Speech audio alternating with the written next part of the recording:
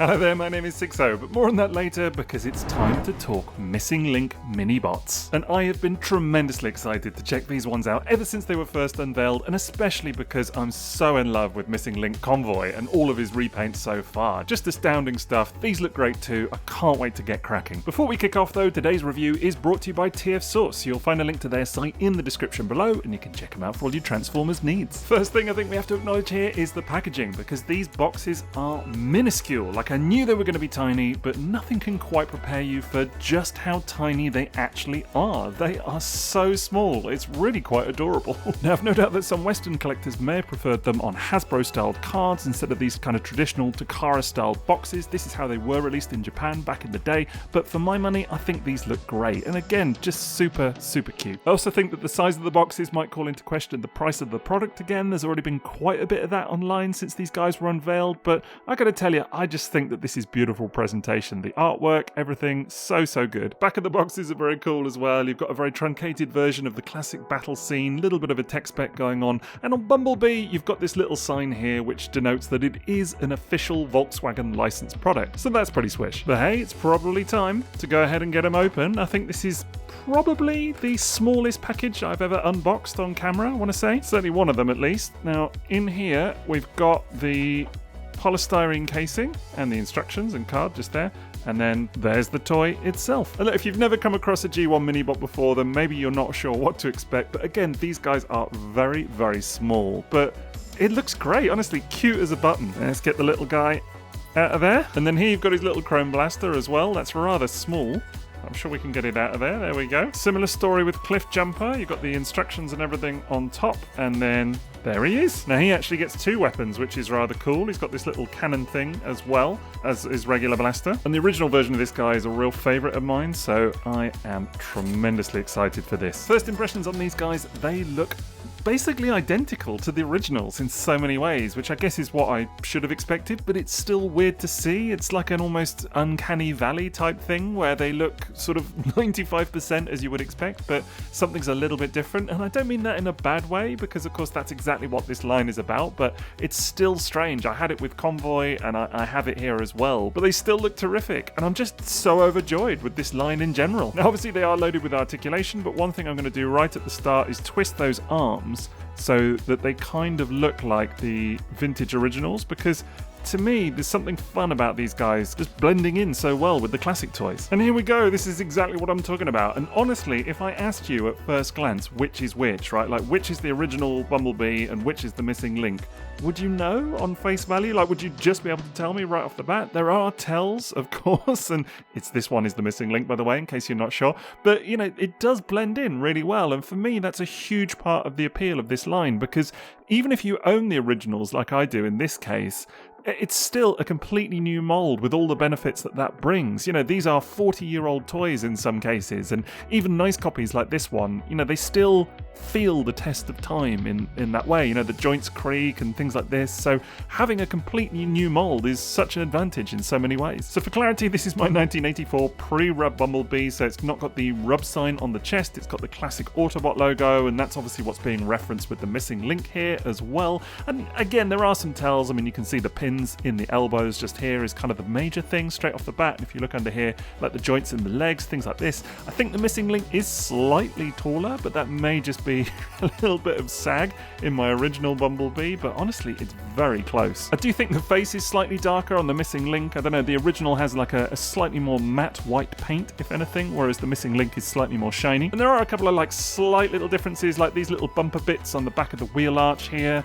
I would say that they're slightly bigger on the new version than they are on the old version. It's almost imperceptible, but if you go looking for this stuff, you might find it. It's maybe more obvious on the rear. I mean, you've got more pins in the Missing Link for one thing, and kind of more joints are obvious from the back as well. And this little head sticker on the back here, this kind of swirly detail, is not completely one-to-one. Like, it is obviously different in kind of the design. Very, very close again, and slightly more faded on the G1. Same is true of Cliffjumper overall, really. Again, quite imperceptible, the differences between them. Like, you'd really have to go looking for them. I do also think that Cliffjumper is slightly taller smaller than his vintage toy. This is the vintage one again, always on the right. But, you know, it's very hard on a cursory glance to kind of see much difference between these two. And that's also true from the rear of Cliffjumper as well. I mean, again, you can see that head sticker just there is slightly crisper and a little bit more saturated than the vintage original. But, you know, overall, this is really a remarkable job at bringing it so close to those classic toys. Interestingly, I'm not sure the face is 100% there on Cliffjumper. Like, I'm so familiar with the classic face. I absolutely adore it. It's one of my favourite G1 face sculpts. And I like the missing link, but something about the proportions of it are just a teensy bit off for me. So it's good. It's 90% there, but not quite there. Again though, who's quibbling? Because this is really quite the sight. And you know, as someone that collects these toys and loves the G1 originals, it's just like a dream come true. Honestly, I know I said the same thing with Convoy, but I cannot believe how good we're getting it right now with toys like this. And the proof is right there on the screen. It's just wonderful. I haven't even mentioned yet, but there is die-cast in here as well, and rubber tires and all of that kind of stuff. So it's, you know, it feels very authentic to a G1 toy as well. Like, it feels vintage in its way. Now, the articulation is the same on both these guys. They're not technically the same mold because there's a lot of molding difference. This has always been a debate between Cliffjumper and Bumblebee, but still they do articulate the same kind of engineering. So the head can turn from side to side, which is really weird to see.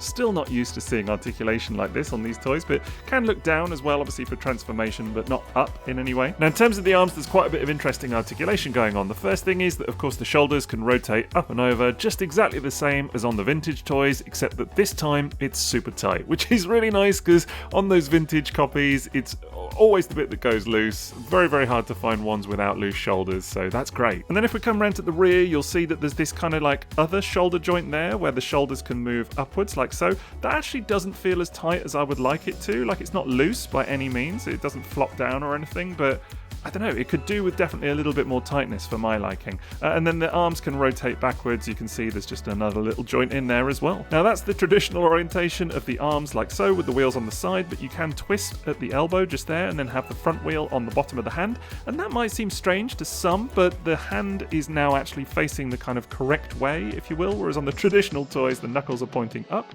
and the sort of fist is pointing down, so it's a little bit strange. But yeah, you can twist at the elbow, and then that actually will give you elbow bend as well to just about 90 degrees, so that's really cool. Nothing in the hand itself, but of course it is molded to fit a little gun, so we'll look at that in a minute. Now, currently his feet are pegged together, so you can just pull those apart slightly like that, and then that reveals all the articulation in the legs. And then again, if we come around to the rear, you can see how the hips are able to kind of sway out to the sides like so. You've got that little joint just there. You can then rotate the thigh just below the hip, so that's much appreciated. You've also got another hip joint which enables the legs to come up to about 90 degrees, and then the knee bend is very interesting because if anything, it's just like slightly above the foot, which might look a little bit strange, but to me actually I think it works. I think they put it in exactly the right place, and that does bend to about 90 degrees again. I guess it's one of those where they had to kind of like interpret how the articulation works on a weird design like this, and I think they've done a really nice job of that. And there is a little bit of a rocker as well in the foot, so all told, pretty good articulation I think on these guys. And you know, I think anybody expecting the level of articulation or the kind of nuance of articulation that you get on like a modern Generations toy is going to be a little bit disappointed with these maybe, but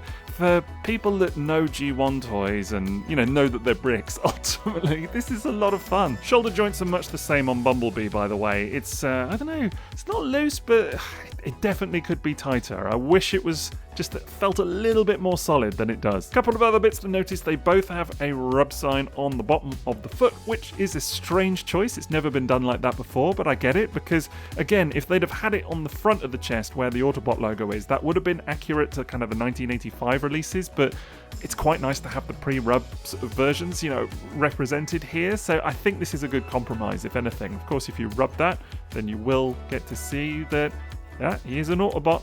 That's good to know, just checking. Now, they both unfortunately have these rather unsightly product stamps on the inside of the feet just there. Not a big fan of that. It does kind of catch the eye a little bit too much for my liking. I guess you could remove it fairly easily with a little wipe of some isopropyl or something, but still, a bit of a shame. Okay, I'm not even joking. I swear this arm is getting looser by the second, right? Like, that is really, really annoying. Not gonna lie. very disappointed by that. Like, it will hold up just fine for posing. It doesn't feel like it's going to just flop down randomly at all, but it's definitely not as tight as the joint should be. You know, on a high-end product like this, well, on any product that's disappointing, but particularly on a high-end thing like this, right? Like where you're paying a premium and it's like full of hype and whatever else, it just shouldn't happen. It's really loosening off now, and it is quite gutting. Yeah, I am aware that you can click them up, you know, like that. I mean, there is a little joint there that allows you to click the shoulders up slightly, but it kind of puts them out of orientation with how they looked on the vintage toys, so that's not really a solution for me. I mean, it is tighter like that, but you've still got that looseness even then. Plus, to be honest, I really don't vibe with the look of those shoulders clicked up like that. It just doesn't feel right to me. It doesn't evoke the G1 toys in the way that I want Missing Link to. So I guess it's an option, you know, if you want Cliffjumper or Bumblebee to look a little bit more, you know, hench, then you can do that, but it's not for me, personally. Anyway, of course, they both have very teeny tiny weapons that you can just slot into the hand. It's actually a little bit of a tight fit, but it will go in like so. Bumblebee comes with this very adorable little firearm, which of course is modelled after his cartoon weapon, and it's cast in a really lovely chrome here, which is nice. It does feel like a kind of authentic G1 toy in that way. Conversely, Cliff gets two weapons, little lucky duck that he is.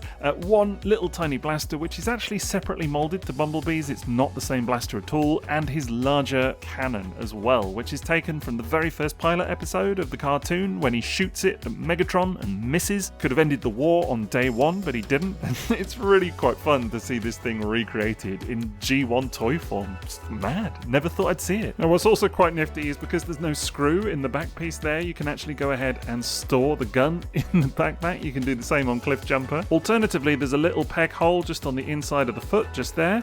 And you can go ahead and peg it in like so. That's really rather neat. And that actually means that if you were to close up the feet again, you actually can't see it at all. So for transformation, that'll be quite fun. Shout out to my mate Fancy Dan for pointing out that you can and should position the bazooka on Cliff's back to make him look like an absolute badass, and for figuring out that you can just about equip him with a blast effect piece, which is really quite fun to see. Additionally, they both come with a very shiny sticker sheet as well, which has got a couple of additional Autobot logos on here, and then these, which some people might find very strange, but these are the kind of squished Autobot logos that you see on their classic box art. Like if you look on their chests on the box art, that's what you see on theirs, particularly on Bumblebee, which is really strange. And then this is like a little sticker that runs along the top of their chest, and that was present on their original micro-change toys. So very cool to see again here. Overall then, I'm super happy with how these robot modes look. I think they're spot on to the G1 toys. They've got all the articulation that I could have wanted. The presentation is superb.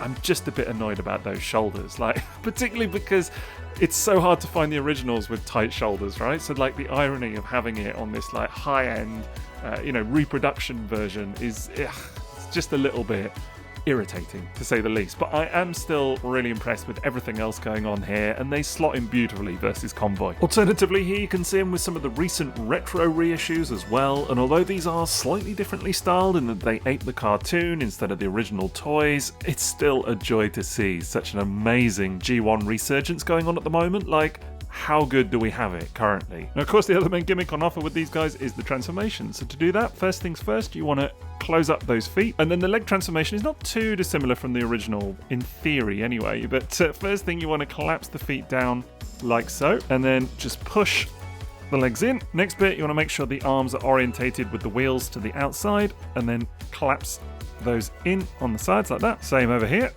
That just collapses in at the shoulder joint. And then, of course, the last thing is to fold the head away. Now, it doesn't go all the way in, unfortunately. That's rather annoying. I mean, it definitely looks worse from a top angle than like the side, because at the side it's not so visible, but yeah, it's a weird one. That's a weird one, not gonna lie. I mean, just to be really clear about this, on the vintage toy, that's how it collapses, right? Completely flush, head completely folded away. And that's not what you get here. How bizarre. Like, am I doing something wrong here? It's really strange. The instructions offer no help in this regard. There's really nothing else that you could move to make it work any better. Really stumped by that. And it is the same thing on Cliffjumper, I'm afraid. Like, not as bad, like it's not quite as visible, but there's definitely a little bit of a gap going on there. And there's just really no way to collapse it any further. I do think this one is slightly less egregious. Like, you can see a little bit of his head just poking out there, but it's not quite as obvious as it is on Bumblebee. I could live with it like that. I think Bumblebee's a little bit annoying. And it's a shame because, otherwise these things look amazing. Like, they look exactly as they should. They're basically the vintage toys recreated, and I love them for that. I mean, like Convoy, the transformation is that kind of weird thing where it's like oddly familiar but sort of different at the same time. Like, it feels exactly as it should do and yet not. I don't know, it's like that thing, again, where you're very familiar with a particular toy and then suddenly it does something unexpected. It's so strange, but the result is undeniably great. And they've got the whole squish proportions thing going on to a T. I absolutely love all of that. And of course the originals, you know, the microchange versions were meant to be representative of toy cars, like models of toy cars as such, not real cars, which is why they've got those kind of chibi proportions. You know, they're modelled after Takara's own Choro-Q line, but this does it beautifully. Again, you know, you got rubber tires going on, they roll really nicely, all feels very flush overall, apart from those heads, but I'm well into it, honestly. I've seen a couple of complaints about like a bit of gappiness around the bonnet sections. I don't have it on here, so I'm very happy overall, apart from those head sections. And again, by and large, the proportions feel absolutely spot on to the originals. Like, it maybe just be me, but the missing link feels slightly taller in vehicle mode. I could be wrong, but I have just noticed as well, the yellow is slightly more saturated. It's more obvious in this mode than it was in robot mode, but you'd really have to go looking for this stuff, honestly. I mean, other than the head not folding in properly on the missing link, there's not a lot to it here, right? That is very close. In fact, another small tell that I've only just spotted is that the new versions don't have the Dunlop sponsorship on the tyres that the originals had, and that's a small thing, but some purists may spot it. Same is true of Cliffjumper. That little teeny tiny Porsche mode looks as good as it ever did with the spoiler at the back. Just gorgeous, honestly. This is one of my all-time favourite toys, the original, and seeing this, you know, it may have a couple of little kind of quibbles or whatever, but I'm still really happy with it overall. And I think it's fair to say that even if they're not like the complete and total knockout that Convoy was, they're still a lot of fun. You know, a couple of little QC things that I could honestly do without. Fingers crossed that TakaraTomy irons some of that out for like the inevitable repaints that we're going to get of these molds, because I feel like there might be a lot, and hopefully there will be. I'm still very much in on this line. I can't wait for Sunstreaker and Corden and whatever else is to come. But for today, with these two, it's a slightly caveated on account of the QC errors, but still otherwise deserved toot. Now, as I mentioned before, this video is brought to you by TF Source, so you will find a link to their site in the description below, and you can go ahead and check them out for all your Transformers needs. I'd also be very grateful if you could leave me a like for this video, please, but otherwise, that's it from me. So have a great rest of your day, and TTFN.